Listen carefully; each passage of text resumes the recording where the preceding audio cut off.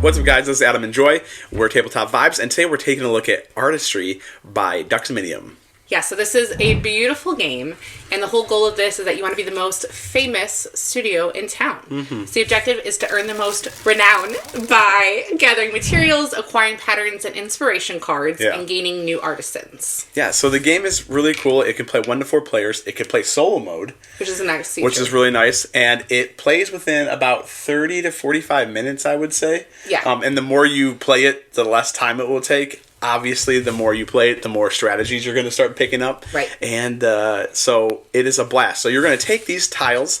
There's 5 different materials. 5 different materials. Which is ceramic, glass, metal, paint, and textiles. Yes. And so you have an artisan of each one of these, and also a journeywoman and a master. Yes, so the way that works is according to how many materials you get, you can then get better artisans. Right. So if you get 1 ceramic tile, you can get the ceramic artisan. If you get 2, then you can get the journeywoman. Right. And if you collect 4 of those patterns, then you get the master. Yes. You get more points for each. And so with each one of these artisans, why do you ask, and journeywomen and master, why do you need them? Each one of them gives you a different ability to gain tiles. So the pattern on the artisan, or journeywoman, or master, the master you can pick up 4 tiles, the journeywoman you can pick up 3, and an artisan you can pick up 2 different tiles, and then they're in different patterns on the board which you can pick up. So like side by side, Joy always kept getting the one that was like the sixer, or is it in the top corners? Top corners. So you can then start to hate draft, play a little strategy wise, where like you see that they're looking at different patterns, because all these pattern cards that you can then purchase. So you're either taking tiles or purchasing pattern cards that have 4 points, 3 points, 2 points, 1 point. And so if I see that Joy is looking for a red tile, and there is only 1 red tile left, and she can't get it if I do my pattern correctly, to make sure that she can't because you can only do the patterns that you have unlocked. Of your artisans. That's one of the strategies too. You're like, do I go for 1 of each type, so that way I have more patterns to be able to pick up? So I think we explained this, but on each turn, the start of your round, you're setting up your materials, your grid, essentially, exactly. And then you pick up taking turns, and on your turn, you can either gather materials, purchase a pattern, or pass when you can't do anything else. And forcing somebody to not, if someone does not have a ability to buy a pattern and can't pick up because their artisan doesn't let them pick up that kind of those tiles, they have to pass.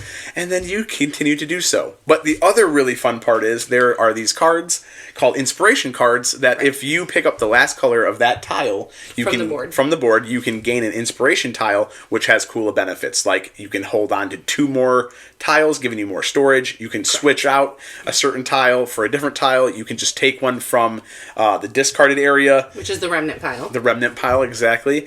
And so there's like little cool ways to manipulate them. They're each worth 1 victory point at the end of the game, and there's no limit to how many you can have, which is really nice. So sometimes part of your strategy too is I want to go for the inspiration tile, or do I really want to get the one that I need to get the pattern? Right. And you're trying to spend correctly, because you want to have bigger cards to make more victory points or renown points. More materials. More material. Or you can get little ones that hopefully then you can get a journeywoman or a master card. And better upgraded artisans. Right. And then those ones are also, at the end of the game, they're worth victory points or renown points based on how many you have of each. Correct. But whoever's first to 20 wins. Shuts down the process. So you can still make past 20 points, but it shuts the end game down, and the last round, whoever hits 20. Exactly. But it's a lot of fun. The art is fantastic. We'll show you even inside the box, which I've taken a picture of, but look at how beautiful that is. It's embossed. They're going to have, this is not even the deluxe edition. They're going to have a super deluxe edition with what is it called? A bust of statue bust, where they're metal, possibly. So don't quote me, but they're just doing a lot of really beautiful things. As you know, they've done Botany, they've done Lafleur, and these games are so beautiful, and they bring you into this thematic realm and encapsulate the era that you're playing. It is, and it's definitely immersive.